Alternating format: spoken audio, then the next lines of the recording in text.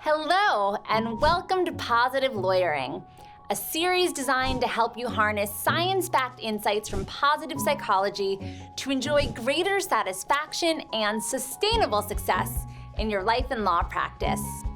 My name is Jordana Confino, and I am delighted to be accompanying you on this journey. I hope that you've enjoyed experimenting with the various practices in these episodes, but please do not be discouraged if you haven't kept up with all of them. In fact, I wouldn't recommend even trying to, at least at first. Instead, I encourage you to start small by selecting 1 or 2 practices from this series that you'd like to incorporate on an ongoing basis moving forward. Then, once those practices have become habitual, you can add others, using the positive momentum that you've gained from your wins to propel you forward.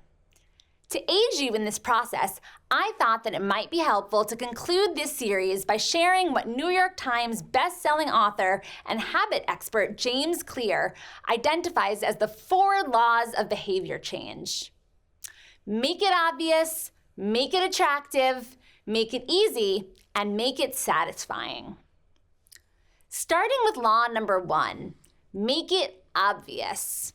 A great strategy for making your desired behavior obvious is habit stacking, which involves pairing your new habit that you want to form with an existing habit that's already automatic.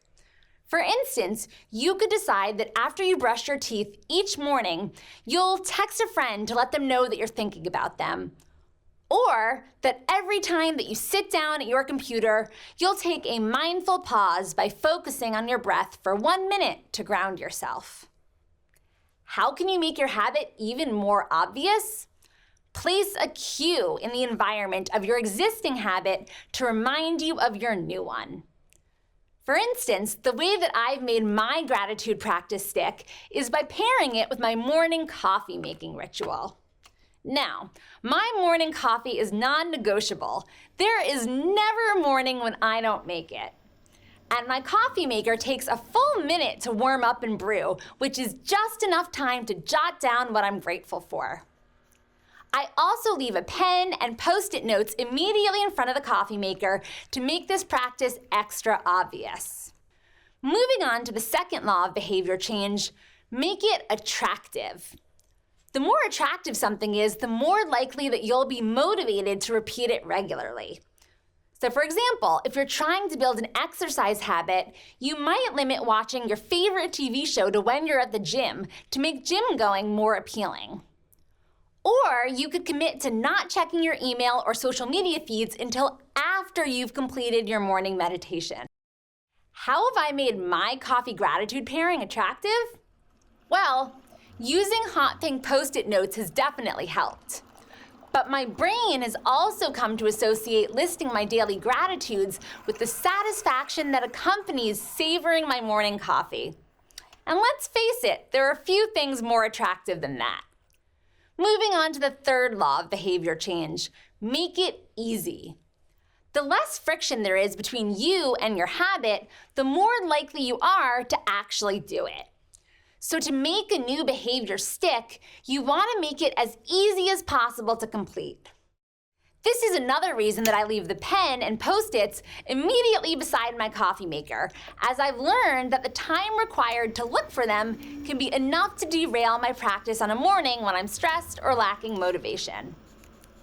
Similarly, if you're trying to build a self-compassion practice, you could leave yourself notes to remind yourself of kind responses that you can use to reframe your inner critic's commentary on days when it's feeling particularly powerful. On the other hand, if there are behaviors that you want to eliminate, I recommend increasing the friction to make them more difficult. For instance, if you're trying to curb your evening email checking habit, you might remove the Mail app from your home screen on your phone or deploy the screen time function to lock yourself out entirely. Another important aspect of this law relates back to my recommendation that you start small when trying to build new habits. In fact, if you've been struggling to adopt a new habit, I suggest making the habit so small that your brain basically says, why bother? That doesn't even count. And then commit to doing that version of the habit regularly before you try to increase it. So, if you've been trying and failing to establish a practice of meditating for 10 minutes per day, start with 2 minutes per day or even 1 minute of meditation and commit to doing this daily until it becomes habitual. Why? Because it is so easy to grow defeated and give up altogether if you can't scale the high bar that you've over-ambitiously set for yourself.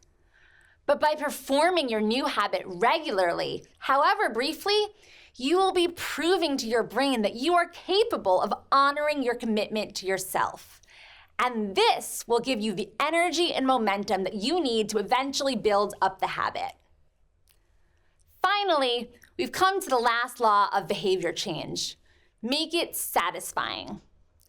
If a behavior is enjoyable, we are much more likely to repeat it.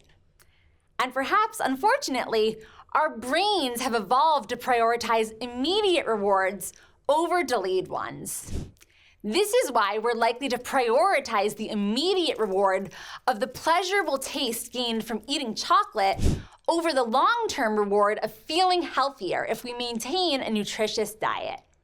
So, if you want to make a new behavior stick, it helps to find a way to pair it with some kind of reward that you can enjoy immediately after completing it.